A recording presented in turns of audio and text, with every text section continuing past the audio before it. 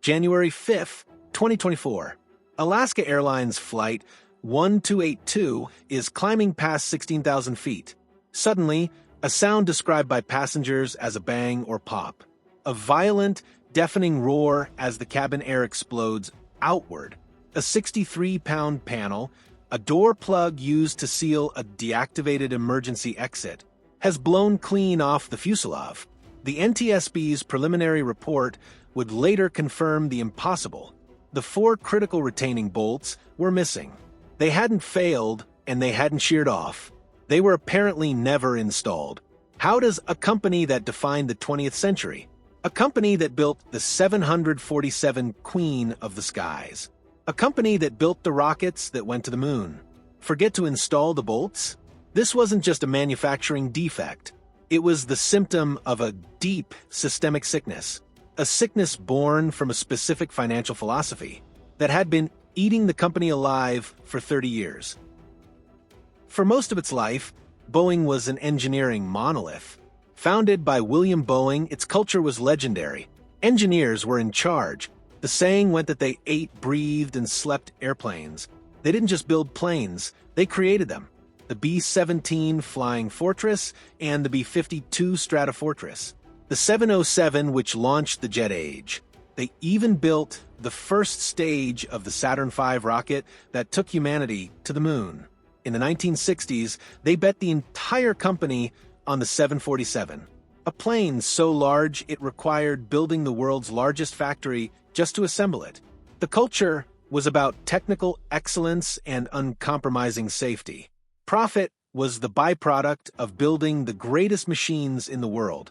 This was the old Boeing. But that company in many ways died in 1997. In 1997, Boeing acquired its struggling rival, McDonnell Douglas. McDonnell Douglas had been losing the commercial aviation war for decades. Its culture, forged in the cutthroat world of defense contracting, was notoriously finance-driven. On paper, Boeing was the victor. But as the famous saying inside the company went, McDonnell Douglas bought Boeing with Boeing's money. The McDonnell Douglas CEO Harry Stonecipher, a man who proudly declared that business is about making money, was soon given the top job at the combined company. The McDonnell Douglas philosophy of ruthless cost-cutting and financial engineering infected the Boeing bloodstream. In 2001, in a move of profound symbolism, the new leadership moved the corporate headquarters from the engineering hub of Seattle to Chicago, far away from the factory floors and the sound of riveting. The message was clear. The bean counters had taken over from the engineers. The new philosophy had a name: maximizing shareholder value. This idea was championed by executives like Jack Welch at GE and rooted in the economic theories of Milton Friedman. It stated that a company's primary moral and legal duty is to increase the wealth of its shareholders. In practice, this meant one thing: increasing the stock price at all costs. No longer was the goal to build the best planes in the world for the next 50 years. The goal was to hit the next quarterly earnings target. Quality R&D and long-term vision became costs to be minimized, not investments to be nurtured. The company's focus shifted from its customers, the airlines, to its new masters, the Wall Street analysts. How do you force this new religion on an engineering culture? You change the incentives. Boeing's executive compensation was radically restructured. No longer were bonuses tied to engineering milestones or product quality. Instead, executives were granted massive multi-million-dollar packages of stock options, and bonuses tied directly to short-term financial metrics like earnings per share. If the stock price went up, they became fabulously wealthy. This created a powerful and perverse incentive. Any decision that could boost the stock price in the short term was good. Any decision that required long-term investment was bad. For example, designing a brand new airplane costs billions and takes a decade. Management viewed this as bad because it would hurt the quarterly numbers. The primary tool to hit those financial targets wasn't innovation. It was the stock buyback. Here is how it works. instead of using profits to invest in R&D, new factories, or employee training. The company uses that cash to buy its own stock on the open market. This does two things. One, it reduces the number of shares, which mechanically boosts the earnings per share metric. Two, all that buying pressure inflates the stock price. It is financial engineering, pure and simple. And Boeing became addicted to it. From 2013 to early 2019, the 6 years leading up to the MAX tragedies, Boeing spent over $43 billion on stock buybacks. It spent another $20 billion on dividends. That is more than $63 billion siphoned out of the company and delivered to shareholders. Cash that was not spent on a new factory, a new plane, or on quality control. This new philosophy fundamentally changed how planes were built. The 787 Dreamliner was the first and most brutal test case to cut costs and to break the power of its own experienced engineers in Seattle. Management led by CEO Phil Condit devised a radical new global supply chain model. This wasn't just outsourcing manufacturing. Boeing outsourced the design and engineering of the plane's most critical components. The wings went to Japan. The tail fin went to Italy. The fuselage sections went to different competing suppliers. Boeing would no longer be a builder. It would be a systems integrator, a final assembler of parts made by others. The theory was that it would be cheaper and faster, shifting financial risk onto suppliers. The reality was a logistical and engineering nightmare. The 787 Dreamliner program was a catastrophe. Suppliers using different software and different engineering standards delivered sections that didn't fit together. Thousands of shims had to be manually inserted to close the gaps. Quality control was non-existent. Boeing had outsourced the engineering but kept all the risk. The company even had to buy one of its main suppliers, Vought, for over $1 billion, just to get the program back on track. The plane was billions over budget and 3 years behind schedule. When it finally did fly, it was plagued by infamous spontaneous battery fires. This led to the grounding of the entire global fleet. This should have been the warning. The red flashing light that the system's integrator model was dangerously flawed. But the stock price recovered, so the lesson was ignored. Then, in 2010, the real pressure arrived. Boeing's chief rival Airbus announced a new version of its most popular plane, the A320neo. The Neo stood for New Engine Option. It was a new plane, but it had new and incredibly fuel-efficient engines. For airlines battling soaring fuel costs, the A320neo was a miracle. Orders poured in. Then the unthinkable happened. In 2011, American Airlines, a loyal all-Boeing customer, split a massive order. They bought hundreds of planes from both Airbus and Boeing. The shockwave hit Boeing's Chicago headquarters. They were losing their most profitable and most loyal customers. They had to respond, and they had to respond fast. Boeing, led by CEO Jim McNerney, a former GE executive, had two choices. Choice one was the engineering solution. Do what the old Boeing would have done and design a brand new 21st century airplane. This was the right choice, but it was slow. It would cost $15 to $20 billion, cash that McNerney was using for stock buybacks. Choice two was the financial solution. Take their old 1960s-era 737 airframe and find a way to bolt on new, larger engines. This was infinitely cheaper, and critically, it would be faster. Crucially, they could market it as just another 737, which would mean no costly new pilot training. This is a concept called a common type rating. The leadership driven by stock price and market share chose choice two. They called it the 737 MAX. It was a fateful and catastrophic decision. There's just one enormous engineering problem. The new engines were physically too big to fit under the 737's low wing. So, engineers mounted them further forward and higher up. This change completely altered the plane's aerodynamics. It created a dangerous tendency for the plane's nose to pitch up toward a stall, especially during high-speed maneuvers. Instead of a physical aerodynamic fix, Boeing pressured its engineers to create a software fix, a patch. They called it MCOS, the Maneuvering Characteristics Augmentation System. This software was designed to operate in the background. Critically, it was designed to take its reading from a single angle of attack sensor. When that one sensor told MCOS the nose was too high, it would automatically and forcefully push the plane's nose down, overpowering the pilot, a fatal compromise. But the worst part wasn't just the software's existence. It was the secrecy. Boeing's entire sales pitch for the 737 MAX was that it was not a new plane. It was just an update. This was the key to keeping the common type rating and avoiding simulator training. In fact, Boeing's biggest customer, Southwest Airlines, had a clause in its contract that would fine Boeing $1 million per airplane if simulator training was required. The financial pressure was immense, so Boeing made another decision.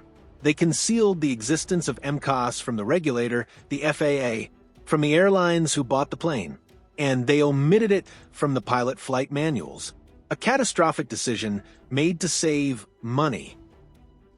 October 29, 2018. Lion Air Flight 610 takes off from Jakarta. Almost immediately, the cockpit is in chaos. A single faulty angle of attack sensor is feeding bad data to the flight computer. It incorrectly tells MCOS that the plane is stalling. So, MCOS does what it was designed to do. It engages, pushing the nose down.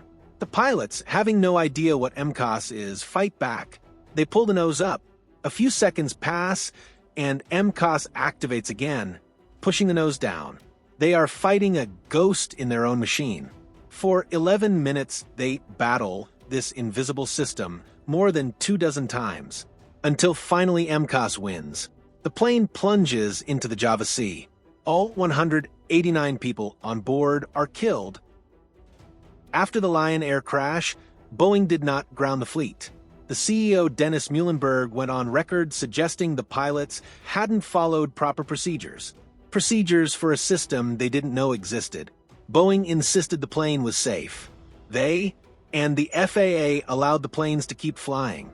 Less than 5 months later, on March 10, 2019, Ethiopian Airlines Flight 302 takes off from Addis Ababa. This time it is suspected a bird strike damaged the single angle of attack sensor. The exact same failure mode occurred. MCOS engages repeatedly, pushing the nose down. These pilots did know about MCOS, but the system activated so violently and at such a high speed that they couldn't physically overcome it. The plane nosedived into the ground at over 500 miles per hour. All 157 people are killed. A total of 346 people dead. Now the world could not ignore it. China was the first to ground the 737 MAX. Then Europe, then the rest of the world.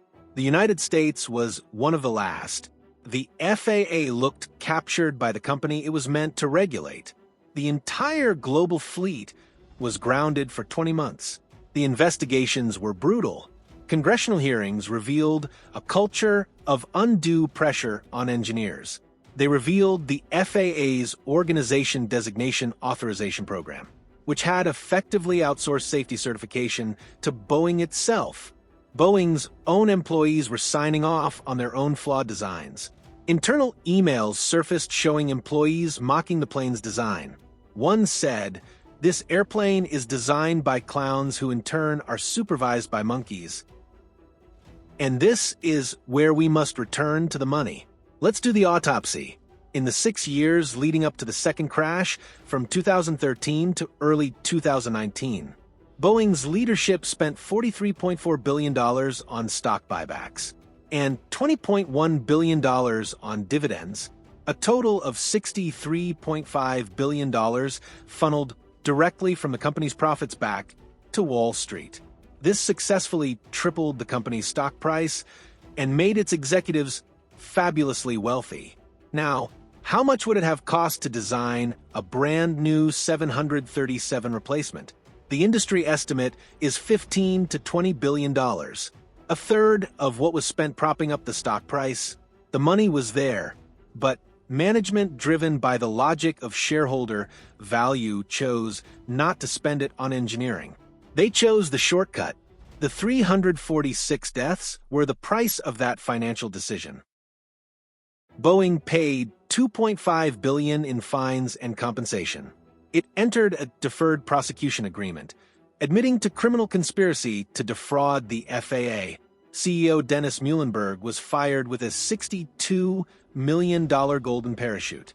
The new CEO, Dave Calhoun, a longtime GE executive, promised the company had changed. He promised a new commitment to engineering and safety.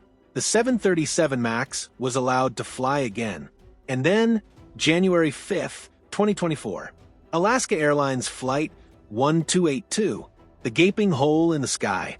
This time, it wasn't a complex software problem. It was terrifyingly simpler. A manufacturing failure. The NTSB found that the plug had been removed at the Boeing factory to fix faulty rivets, and it was apparently never resecured. The 4 bolts were missing. The door plug incident was perhaps even more terrifying than the MCOS disasters. MCOS was a design failure born from a high-level financial decision. The door plug was a production failure. It meant the rot had spread to the factory floor.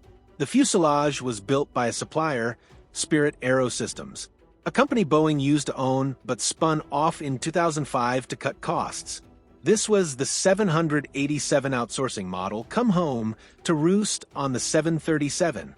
Whistleblowers like the late John Barnett repeatedly warned of a factory culture that prioritized speed, pushing planes out the door over quality and safety.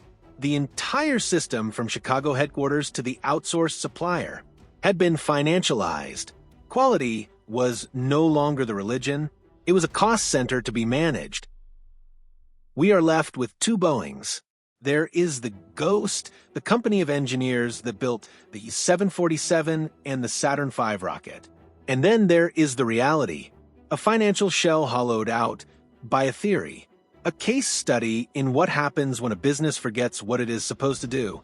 Boeing didn't fail because of bad engineers. It failed because of a business logic that celebrates extracting value rather than creating it. In the wake of the door plug, CEO Dave Calhoun announced his resignation.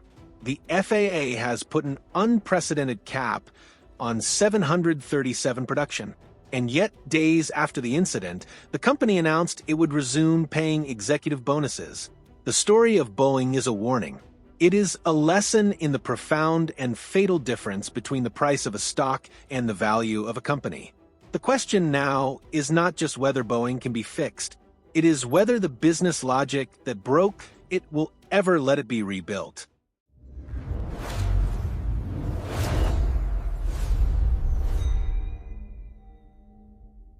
Do you believe a publicly traded company can truly balance the demands of Wall Street with the uncompromising standards of engineering excellence?